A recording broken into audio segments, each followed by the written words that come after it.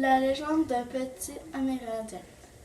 Il était une fois un petit garçon nommé Antoine qui voulait réveiller son grand-père pour se faire rire une histoire. Jean, quand il s'est réveillé, il n'a pas eu le choix de lui raconter une histoire. Alors, il commence en disant: Quand j'étais petit, mon village s'est fait attaquer. Ma mère m'a dit: Prends ça. C'est ma boucle d'oreille que tes arrière-grands-parents m'ont donnée. Alors prends soin de ça. Maintenant, sauve-toi en courant et ne t'arrête jamais. Quand tu auras traversé le petit lac, tu pourras arrêter de courir.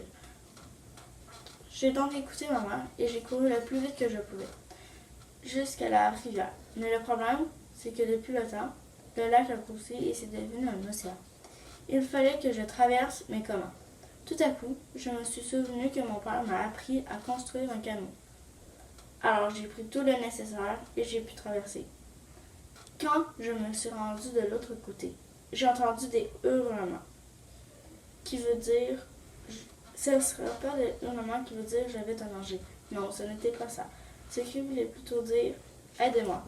J'ai donc continué à marcher et j'ai vu au loin un loup pris dans un piège. Ça veut dire que ça faisait longtemps qu'il était pris là. J'ai donc pris tout mon courage et je suis allée l'aider. Je ne pensais pas qu'il allait réagir comme ça. Mais ce n'était pas le plus important. Il avait perdu vraiment beaucoup de sang. Heureusement, j'avais une peau d'ours dans mon petit sac que mon père m'a donné. Je lui ai donc mis la peau d'ours, pas de la peau, sur sa patte avant, puis il est reparti voir ses bébés. Je n'avais plus de force, je me suis donc endormie sur la neige toute froide. En me réveillant, j'ai entendu des pas. Je pensais que c'était mes parents qui sont venus me dire qu'ils ont gagné la guerre. Alors j'ai crié: Maman, papa, je suis ici. À ce moment-là, j'ai vu un ours polaire. J'ai essayé de faire le mort, mais il était trop tard. Il savait que j'étais vivant. L'ours polaire se met debout, lève sa patte et se donne un gros élan pour me manger. Et tout à coup, des loups sautent dessus et le mordent. L'ours polaire a compris qu'il n'était pas assez fort pour tous ces loups. Il est donc parti. Après, les loups ont compris que j'avais froid parce qu'il y avait une grosse tempête de neige.